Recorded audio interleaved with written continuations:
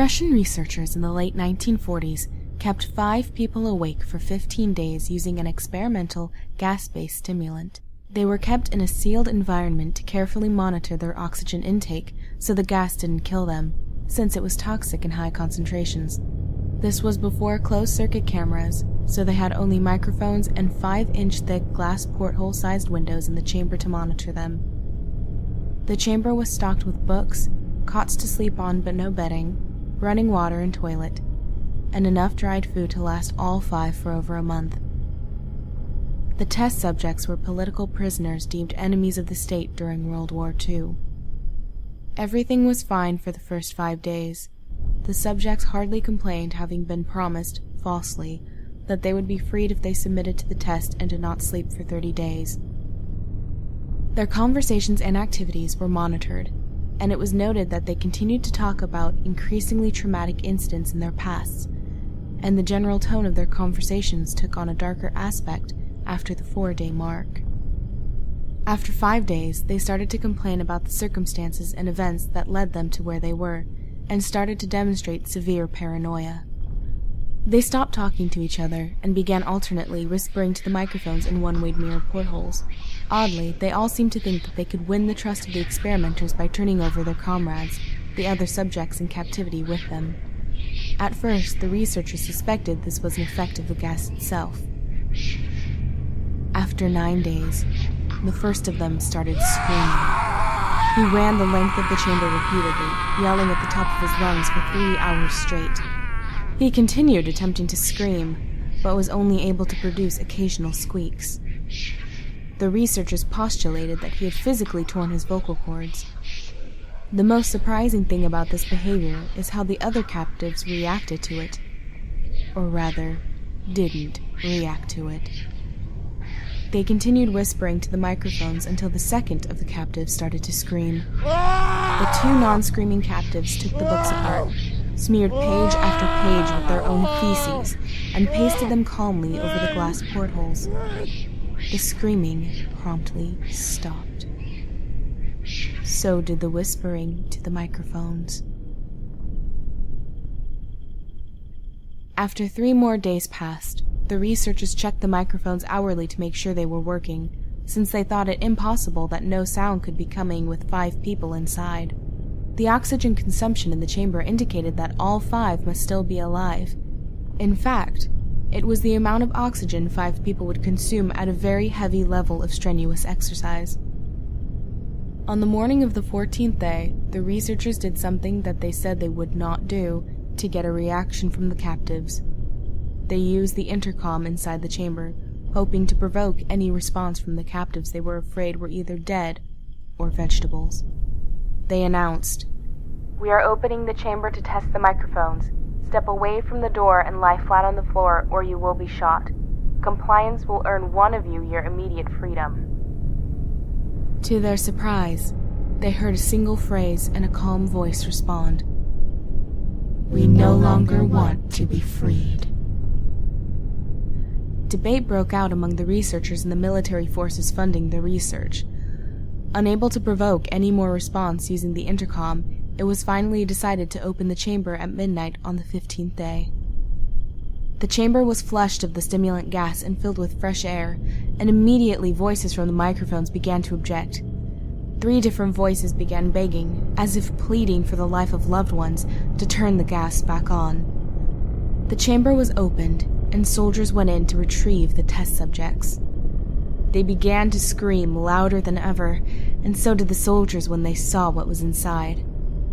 4 of the 5 subjects were still alive, although no one could rightly call the state that any of them were in life.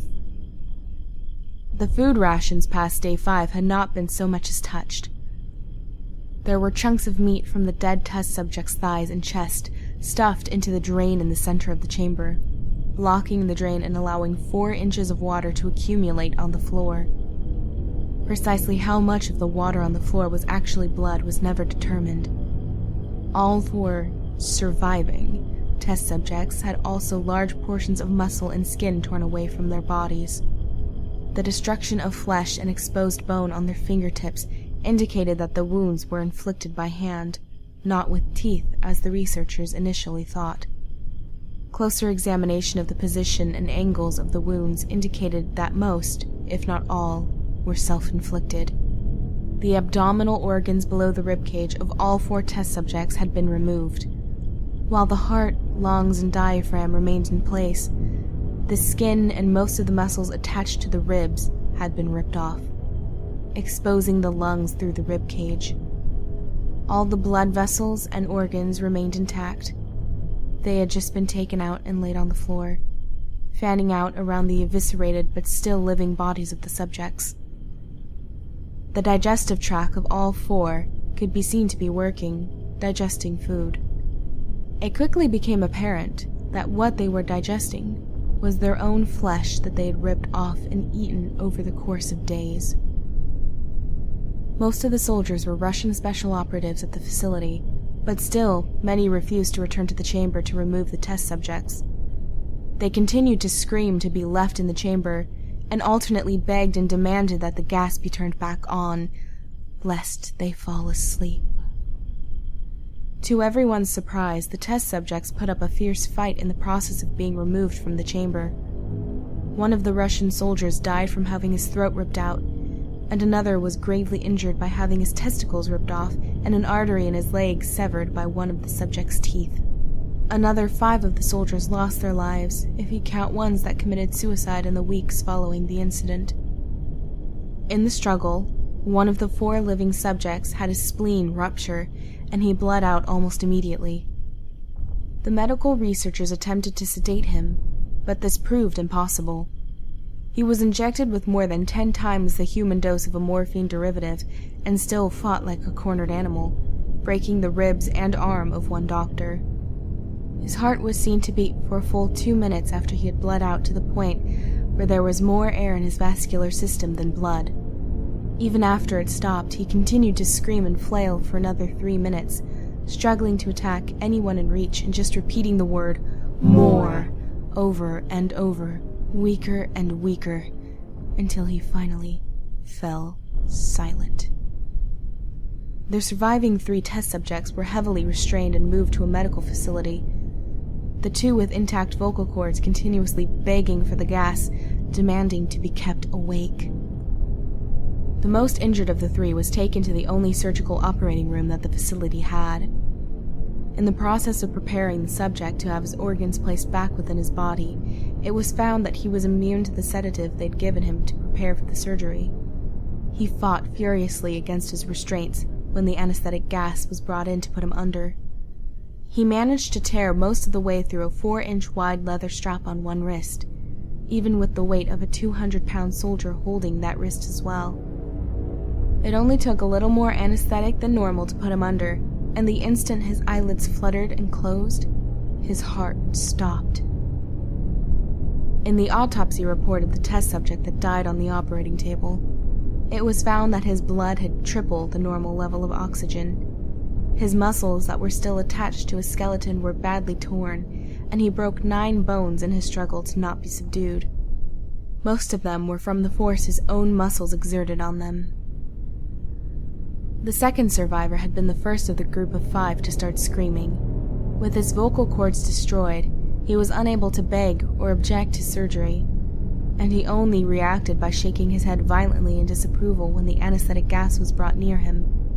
He shook his head yes when someone suggested, reluctantly, they try the surgery without anesthetic, and did not react for the entire 6-hour procedure of replacing his abdominal organs and attempting to cover them with what remained of his skin. One terrified nurse assisting the surgery stated that she had seen the patient's mouth curl into a smile several times whenever his eyes met hers. When the surgery ended, the subject looked at the surgeon and began to wheeze loudly, attempting to talk while struggling. Assuming this must be something of drastic importance, the surgeon had a pen and pad fetched so the patient could write his message. It was simple. Keep cutting. The other 2 test subjects were given the same surgery, both without anesthetic as well, although they had to be injected with a paralytic for the duration of the operation. The surgeon found it impossible to perform the operation while the patients laughed continuously.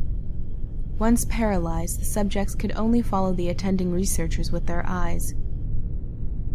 The paralytic cleared their system in an abnormally short period of time, and they were soon trying to escape their bonds. The moment they could speak, they were again asking for the stimulant gas.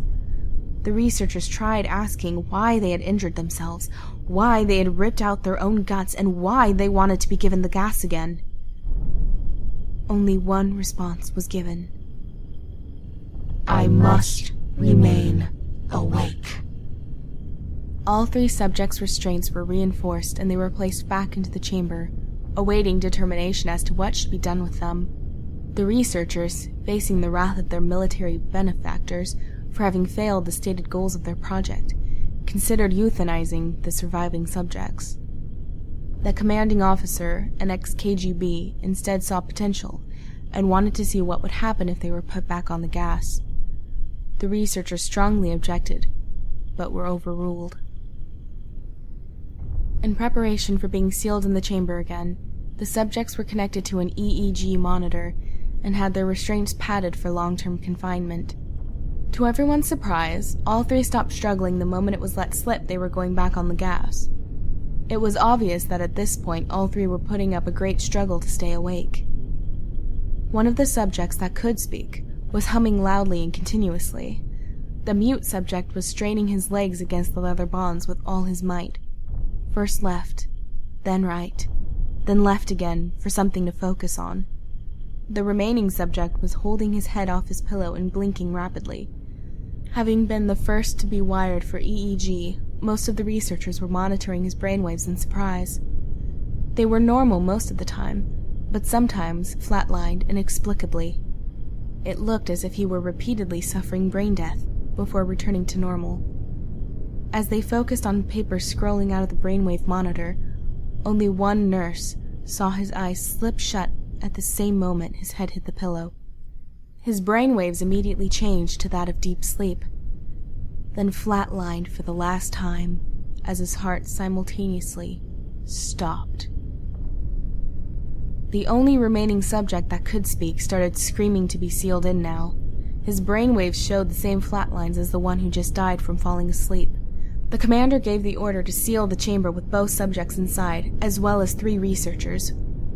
One of the named 3 immediately drew his gun and shot the commander point blank between the eyes, then turned the gun on the mute subject and blew his brains out as well. He pointed his gun at the remaining subject, still restrained to a bed as the remaining members of the medical and research team fled the room. I won't be locked in here with these things, not with you, he screamed at the man strapped to the table. What are you? He demanded. I must know. The subject smiled. Have you forgotten so easily? The subject asked. We are you. We are the madness that lurks within you all, begging to be free at every moment in your deepest animal mind. We are what you hide from in your beds every night. We are what you sedate into silence and paralysis when you go to the nocturnal haven where we cannot tread. The researcher paused, then aimed at the subject's heart and fired. The EEG flatlined as the subject weakly choked out. So nearly.